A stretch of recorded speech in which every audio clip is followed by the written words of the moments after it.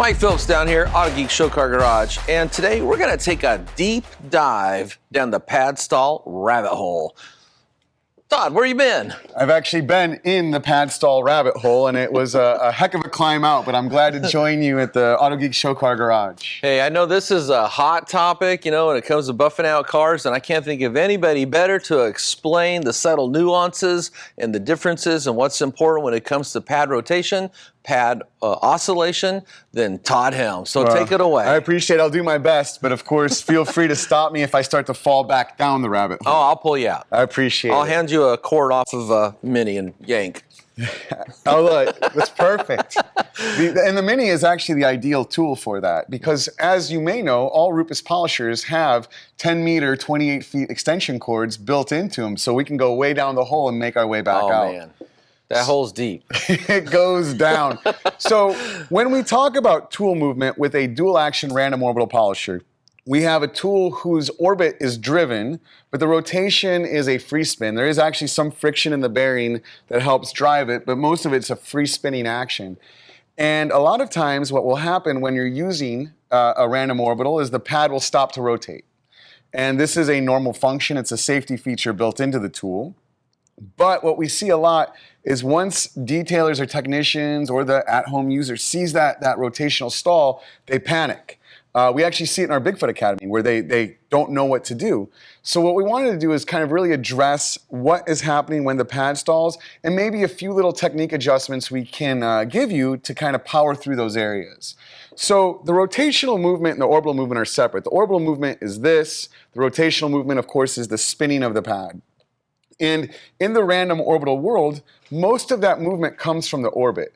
Even if the pad's rotating, let's say 2 times a second, 120 RPM, you're still getting 80 to 90% of the movement from the orbit. So what's really important is delivering that orbit through the pad to the paint. Okay.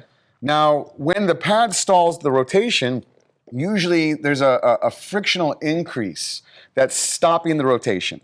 And that frictional increase that stops the rotation also locks the face of the pad. So now instead of the orbit kind of transferring through the pad, you get this kind of bowl of jello jiggling on itself effect. And now we lose performance and pad heat goes way up. Ooh. So RUPES does believe and wholeheartedly acknowledges that pad rotation is important for proper paint correction. But it's not necessary if the pad stall is momentary. Gotcha. Right? So if the tool is stalling everywhere you go on the car, we have an issue. Gotcha. But if it's just momentary pad stall, there's a couple little technique adjustments we can do to get around it. Well, let's talk about those. Sure. So the first thing we would want to do is increase tool speed. RUPES, as a rule of thumb, recommends polishing the paint on speed 3 to 4 on our random orbital polishers, on our Bigfoot polishers. In those areas, if it's just running against the fender or the concave hip of a Porsche 911, you can try increasing tool speed to 4 or 5, maybe all the way up to 6, but we want to keep that momentary. We don't want to polish a whole car at that speed because now you're transferring a lot of energy through that pad, trying to restore that orbital action, and that builds a lot of heat inside the face of the pad. Another technique adjustment that you can make is to actually temporarily increase down pressure. So if we go back to this bowl of jello jiggling, if we increase pressure temporarily and maybe even angle slightly, you compress the foam and you start to restore the movement through the foam. Yeah, it's a phenomena that I've always noticed, but I couldn't ever explain it with words. Okay. To add a little more pressure actually would increase pad rotation. You'd see the rotation restore. Yeah. And that's the direct function of the orbital action being transferred through the pad. But there's a big downside, right?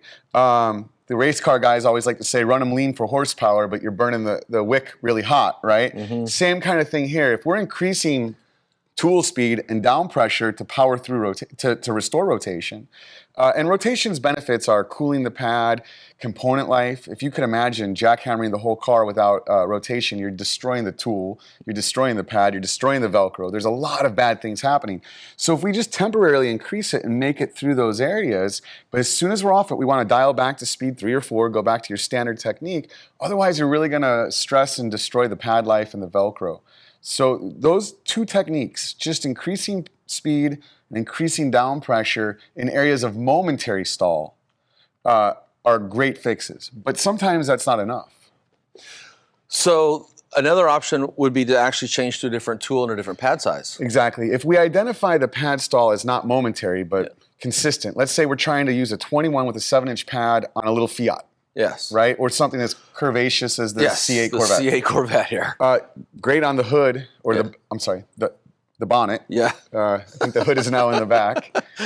Or the roof, or you can get around. But there's a lot of areas on that car where that style isn't going to work. Yeah. We kind of have a few options here, because now we're talking about permanent pad stall. So we can either downsize from a 21 to a 15. We could go to the Duetto, which is the same pad size as the 15, but a little bit less orbit, or the Mini. Or another great option is to go to forced rotation, something like our LK900E, the Mille. The Mille. Correct. You have to use it's not the Mille, or the Mile. It's the Mille. Gotcha. And that, because it is a gear-driven movement, is going to maintain the rotation and the cutting power even in tight areas. So if technique adjustments don't work, we would recommend downsizing the tool or switching tool movements. I've found one other tip or technique that helps me if I'm starting to see pad stalling due to the curves of a car, or like this, it has so many planes. You know, when you're going from one plane to another plane, all of a sudden you get different pressure on one side of the pad and the other side of the pad, and that can cause it. But what a lot of guys do, I think, is when they see the pads start to stall out, is they stop moving the tool. Keep the tool moving. Just keeping the tool moving helps to accentuate pad rotation and pad oscillation. Holding it still just seems to make it worse, you know, because whatever's causing it, it's not going to go away. It's not magically going to go away. Yeah, so increase power, increase pressure, keep the tool moving. Keep the tool moving. And if those don't work, then we can consider adjusting the tool or downsizing the tool for the panel. There's not one perfect solution to every problem, but I think the point is if you get momentary pad stall, it's not something to lose your mind on. Press a little harder, increase the speed, maintain the performance. Make the right choice if that problem doesn't resolve. Well done. That's a hard topic to discuss in a way that's easy for people to wrap their brains around, and I think you did a good job. Well, then I'm going to jump back down the rabbit hole. We'll see you guys later. And for all your RUPES needs, Autogeek carries everything. Just go to Autogeek.com. And for more videos like these and how-tos, subscribe to our YouTube channel. Hey, I'm throwing that cord down there for you, Todd, so I can get you back up.